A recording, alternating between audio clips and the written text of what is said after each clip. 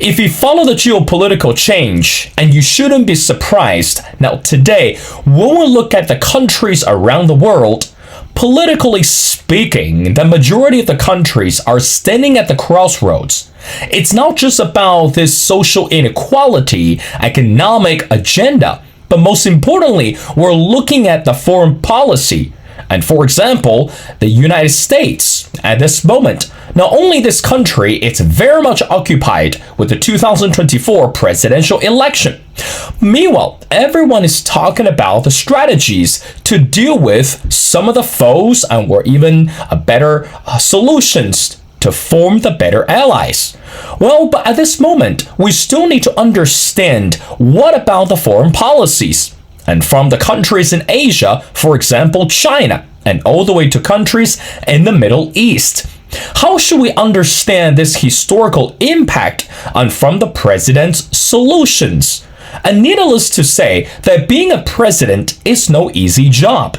Not only you have to understand those domestic cares, but also you have to understand those international crises. And the question we really should ask today, is it time for US today to take a step back instead of being the police for the world? Well, ladies and gentlemen, it's my great honor to invite our distinguished speaker, who is the Dr. Osamah Khalil. Dr. Khalil is Associate Professor of History at Syracuse University's Maxwell School of Citizenship and Public Affairs. And recently he came out with this amazing book, which is called A World of Enemies, America's Wars at Home and Abroad from Kennedy to Biden. Well, Professor, and welcome to The Missing Piece. Happy to be here. Thanks for having me. Well, Professor, I want to get started. As I mentioned before, when we look at the international crisis, and again, of course, the beginning of the book that you dive into started with the Vietnam War. And then you talk about the presidency of John F. Kennedy and also the presidency of Richard Nixon. And then you ended the book all the way to President Trump. And of course, we're looking at the turmoil in Gaza in the Middle East. Let's go back to the fundamental question. Is it time for US today to take a step back, stop being the police of the world, but instead could perhaps be a better role as a consultant or even as a supportive role when we look at the crisis? What do you say to that? So one of the goals of the book is really to kind of challenge this idea of the militarization of U.S. foreign policy, what we've seen particularly over the past 2 decades, if not since the end of the Cold War, that the United States has really focused on military force rather than focusing on diplomacy. There have been times where it's tried to blend the two, and we've seen some successes when they've done that. But the over-reliance on military force, which you called the U.S. serving as the policeman of the world, has led the United States into not only getting involved in a variety of conflicts, but also has served to entrench those conflicts. It's weakened U.S. diplomacy. It's weakened U.S. standing around the world. And particularly in strategic regions where the United States has found itself locked into several different conflicts that either won't extricate itself from or doesn't know how to extricate itself from them. What I would argue is this idea of the U.S. as the world's policeman is a nice way to put it. What really needs to happen is for a greater emphasis on diplomacy and a decreased reliance on military conflict and the use of military force, both at home and militarized policing at home and military force abroad. But Professor, when we talk about this military power, for example, let's say China, there's no surprise that China today, or even in the past few years, that has increased this military spending. So in other words, we're looking at the presence of the Chinese military troops. And then again, people are very concerned regarding the tension between China and Taiwan at this moment. But meanwhile, some people are still arguing that, again, going back to the war in Vietnam, of course, we're looking at different ages. But I do want to also want to get your thoughts.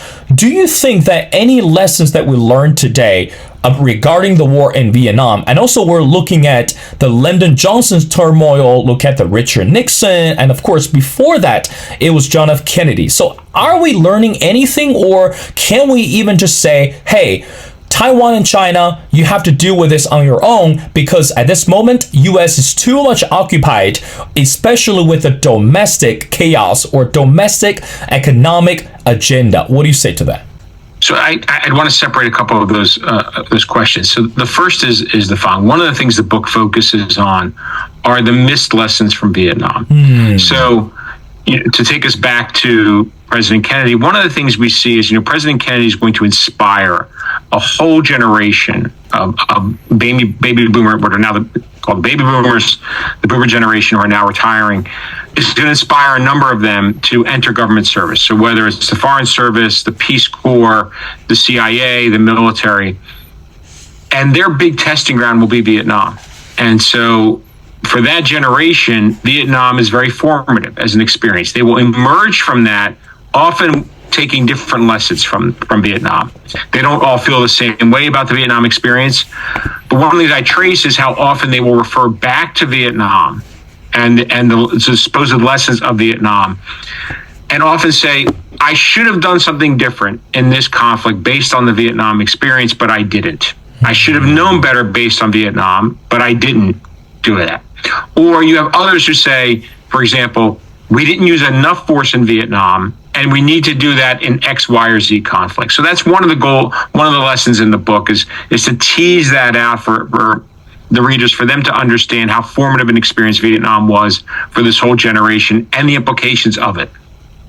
When it comes to China and Taiwan, and particularly China, yes, there's been a great focus on China's increased emphasis on developing its military, increasing the military budget, but it is completely eclipsed by what the United States has done with its military budget and its military spending over the past 2 decades.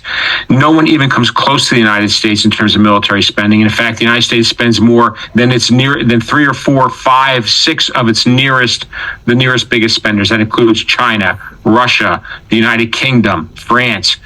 And in some cases, when we look at the NATO allies of the United States, that is kind of a cumulative aspect, right? So you can't really separate the military spending of Saudi Arabia, which is not in NATO, but the military spending of Saudi Arabia, but is a big spender, of the UK, of France, of Germany, from the US's military spending, right? So China is completely eclipsed when it comes to military spending. Taiwan becomes a bigger issue now for the United States. The United States is committed to Taiwan's defense. There's the whole idea of the poison shrimp, if you will, that in fact building up Taiwan's defense and the defense of Taiwan so that it becomes an unattractive target for a Chinese military attack is something the United States is committed to. That has in fact increased since Russia's invasion of Ukraine. So one of the questions now is, it takes us back to the book, is how should the U.S. emphasize this competition and cooperation with China, right? We can think about it like a new Cold War, but that's not really very helpful. One of the reasons it's not really helpful is, the United States case with China. China is completely integrated into the global economy, as we saw again with the COVID-19 pandemic. China is the second or third largest trade partner of the United States after Mexico and Canada.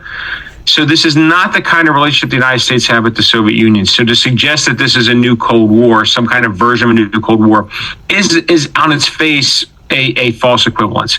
What I would also suggest is the following, is that the United States has also adopted a kind of militarizing the Pacific, right?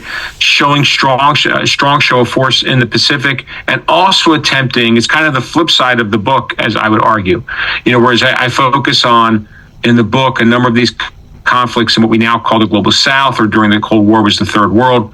What you can see the United States doing in East Asia and in Southeast Asia, particularly in Southeast Asia, is attempting to line up potential allies to contain Chinese power, right? So whether it's the Philippines, it is to bring us back to Vietnam. Vietnam is another good example. In South Korea. So you have a number of these different states that the United States is attempting to form into some kind of alliance. You also have the United States broadening that with the Quad. So the Quad with India, with Australia, with Japan, again, attempting to contain China's military and economic power. So there's a combination of diplomacy and force the U.S. is applying in this case with China, because China is such a large economic power and a growing military power. The United States often doesn't combine that when it comes to the developing world, as I talk about in the book. Instead, there's an over-reliance on military force when it needs it. Professor, let's go back to the book. I want to specifically talk about the former President Richard Nixon. And again, this is such a written and documented book that when we talk about the international conflicts and also, of course, the foreign policy under Richard Nixon. And I want to read something to you because for most of us that really aren't familiar with the details, and this is what you wrote, and I quote, "The secret bombings of Cambodia were part of Nixon's madman strategy intended to convince Moscow and Hanoi that his anti-communism would influence a more aggressive war footing, but neither was intimidated." We know that when we talk about Richard Nixon, we talk about his presidency, but very seldom, again, as we mentioned before, very seldom that we heard the strategy, quote, called madman strategy. And also, he's trying to stop this influence of communism. That again, it was, correct me if I'm wrong, Professor, he saw the communism as the root of the evil, and Richard Nixon was very cautious that the communism did not prevail in the US. So what is the complication of this madman strategy, and what about his idea or his strategy to combat against communism presence? What do you say to that? So Richard Nixon was very interesting.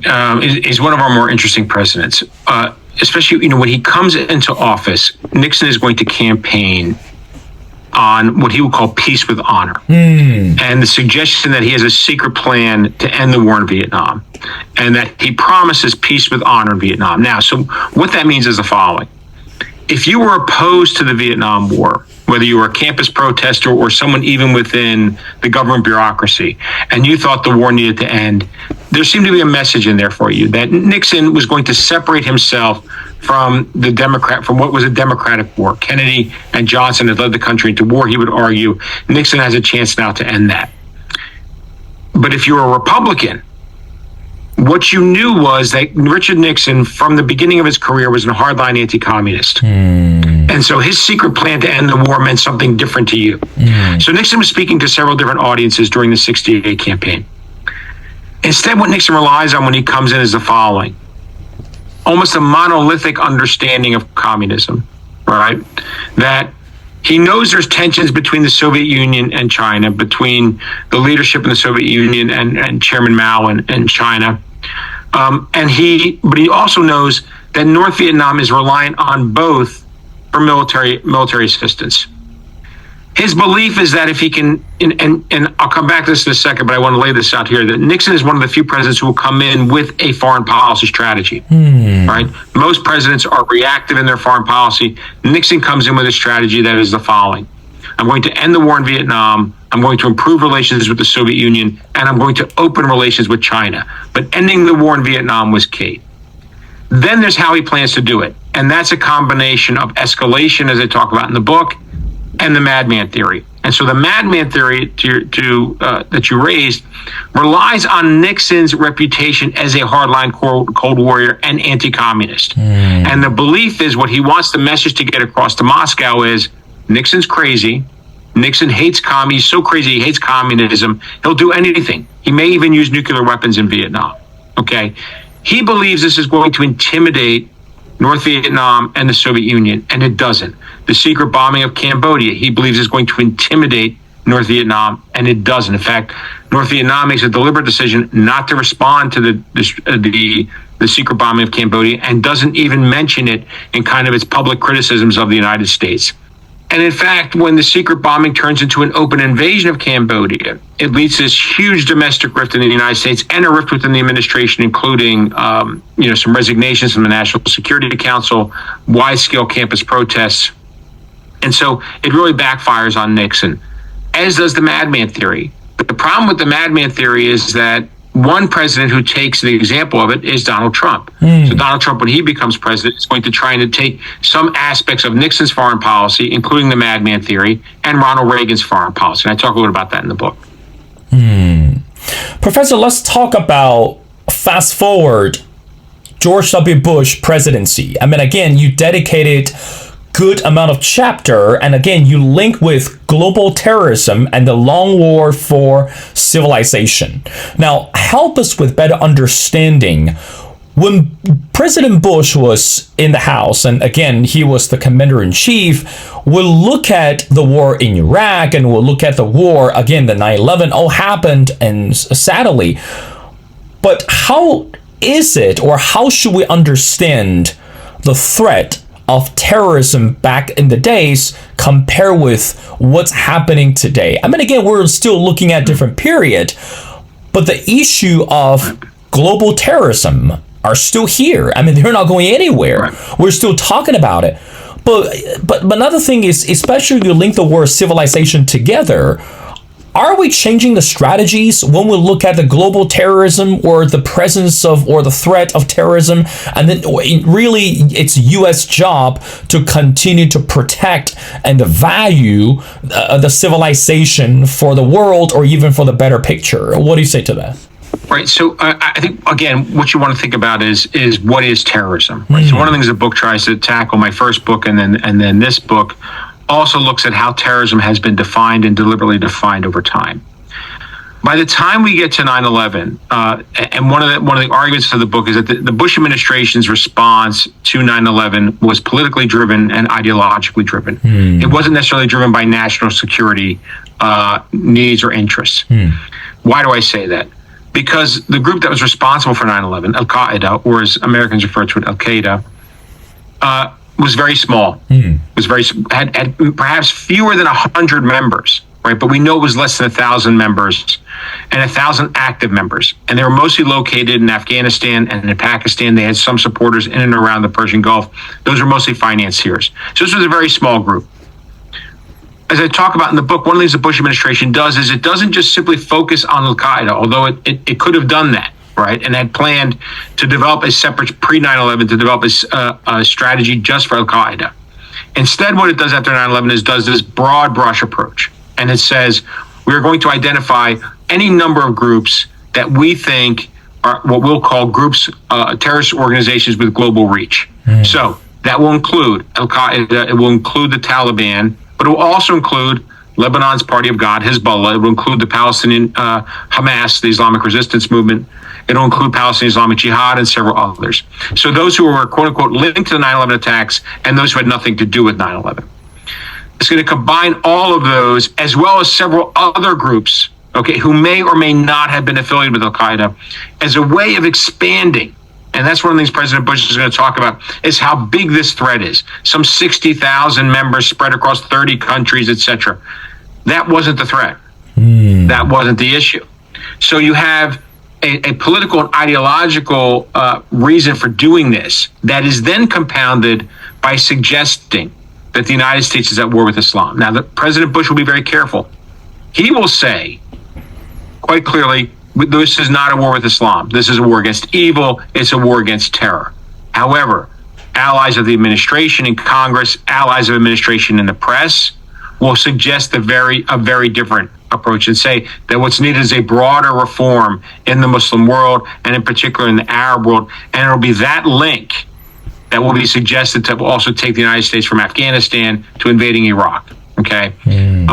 As well as what one of the administration will attempt to do and is quite successful in is creating this false link between Iraq and the 9/11 attacks. So much so, as I write in the book, that by October 2002, so a year after the 9/11 attacks, but as the United States is building up forces in the Persian Gulf, as it is getting an authorization of military force from Congress, a majority of Americans will believe that Iraq was involved in the 9/11 attacks because the Bush administration had embarked on a deliberate deception campaign to convince the public of that. And they believed it. Professor, I got two more questions before letting you go. Now, let's talk about what's happening in Rafah today. I mean, again, news came out one piece after another that would look at Israel's war with the Hamas, and under Biden administration decided to hold all the financial aid and all the resources from prevented from being sent to Israel. But meanwhile, again, international community, should I say, most of the members are not very happy about Biden's decision. So briefly, Professor, from your perspective, what lesson have we learned today? So in other words, is President Biden really making the smart or wise decision? I really would love to say, hey, Israel, let's try to make a deal with Hamas because you're really not making a good decision when we look at Rafah, we'll look at the citizens, and we're looking at another international crisis. What do you say to that, Professor? So one of the things the book as a case study traces out is, of course, America's long relationship with Israel and the Palestinians and its involvement in the Israeli-Palestinian conflict as well as the negotiations. And it includes how the United States has developed this policy towards Hamas and, of course, other Palestinian groups. So one of the things I would also distinguish is what President Biden has claimed he has done very recently regarding the Israeli invasion of Rafah versus what the United States has done since October 7th or before that. So the book makes a strong argument that the United States over 6 decades has, one, the tightening of the special relationship with Israel is one aspect of it. But two, the United States has also failed to resolve this conflict, in part because it's been either unwilling or unable to do so. And focus on several key moments when it's done that. The other thing it also points out is that what we're seeing today in Gaza is really the culmination of almost 2 decades, if not more, of failed U.S. policies. So one of the things I trace out is how did the current policy towards Gaza develop? And, we could take it back to the George W. Bush administration. You could even take it back further. But a deliberate policy by the United States of punishing Gaza after Hamas was elected in parliamentary elections and rewarding other Palestinian factions, in particular the mainstream Fatah party in the West Bank, as a way both of splitting the Palestinian national movement and Palestinian political parties, further enforcing this geographic divide. And of course, as I mentioned already, the United States has already labeled Hamas a terrorist organization and was supportive of Israel's targeting of them. Okay, we're talking 2003, 2004, 2005 to today. The Biden administration, however, since October 7th, has been firmly hand in glove with Israel. This is not just about supporting Israel. It's effectively been an American war in Gaza. So the United States has deployed military forces into Gaza. Special forces is deployed a flotilla off the coast of Gaza and the coast of Israel. And in the Red Sea to confront the Ansar Allah, the Houthi militia in Yemen. It's deployed the U.S. Air Force over Gaza, including Reaper drones and surveillance drones collecting information. So you have a combination of American forces on the ground. You have robust diplomatic and political support. You have the United States providing almost all the weaponry that Israel needs without any conditions. So what I would emphasize is what President Biden has come out and only recently said is that the United States was going to halt some ammunition shipments to Israel over the invasion of Rafah. Keep in mind, the United States has been briefed on all of Israel's invasion plans of Gaza, including of Rafah, right? President Biden and Secretary of State Blinken sat in on the Israeli War Cabinet, made a very public expression. This gets back to this militarized foreign policy about why the Secretary of State is sitting in the Israeli War Cabinet, right? The Secretary of State is the United States' top diplomat.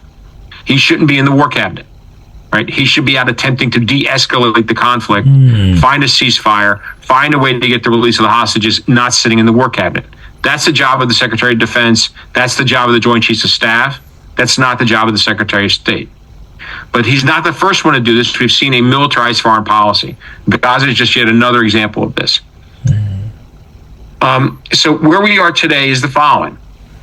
What does the United States need to do? So the first thing is, and we saw this already, so I think this was important in December when you had a humanitarian pause, the most hostages that have been released and the most Palestinian prisoners that have been released from the Israeli side has been as part of the humanitarian pause in the negotiation in December. Israel has killed more hostages than it has freed. And the families of the Israeli hostages have been protesting against Israeli Prime Minister Netanyahu since October 7th, really October 9th. And in fact, Hamas had offered to prevent a ground invasion, a release of the hostages with the release of Palestinian prisoners to prevent a ground invasion. All of this could have been avoided. So part of this is, again, back to how we began the discussion about a political and ideological approach to this conflict, both by Israel and the United States and the Biden administration. That in a sense, and we know this for a fact, that in the first week of the conflict, Secretary of State Blinken, not only did he go to the Israeli War Cabinet and sit on the Israeli War Cabinet, sent a memo out to the State Department officials, to the rest of the State Department, and said, we're not going to talk about de-escalation and we're not going to talk about a ceasefire. You're not to mention these words. It's quite striking that the Secretary of State would do that. Right? And why is that? And it takes us back to some of your earlier question. What is Gaza? So Gaza is occupied territory. It's been occupied by Israel since 1967. It has 2.3 million people in roughly 340 square kilometers. It's one of the most densely populated places on Earth. It's one of the poorest places on Earth. Okay, it has been under not only occupation since 1967, but an Israeli siege since at least 2005, perhaps since 2003. Right? Israel controls what comes into Gaza before October 7th and continues to do so since October 7th. The fact that Israel openly declared that they were shutting off water, electricity, and anything entering Gaza since October 7th, October 8th, and that this was signed off on by the United States is itself a war crime, right? So these are all aspects, and so keep in mind, you have a civilian population of 2.3 million, 80% of which are refugees from the 1948. So the refugees or their children or grandchildren. That's the definition of a refugee in international law. So of the 2.3 million, 80% are refugees. 50% of the population is under the age of 18, are children. They're children. And so when Israel announces it's cutting off water, it's cutting off electricity, right? And it's cutting off any food entering Gaza, and 50% of the population are children, and the United States signs off on this, right? The top diplomat signs off on this. It tells us how deeply embedded the United States is in this conflict. This is not just U.S. support or U.S. endorsement. This is America's war in Gaza, right? And so it's in a way a continuation of the book. The book ends before October 7th, but it's a continuation of the book and its argument. The other thing I would add is the following. So to get back to your question,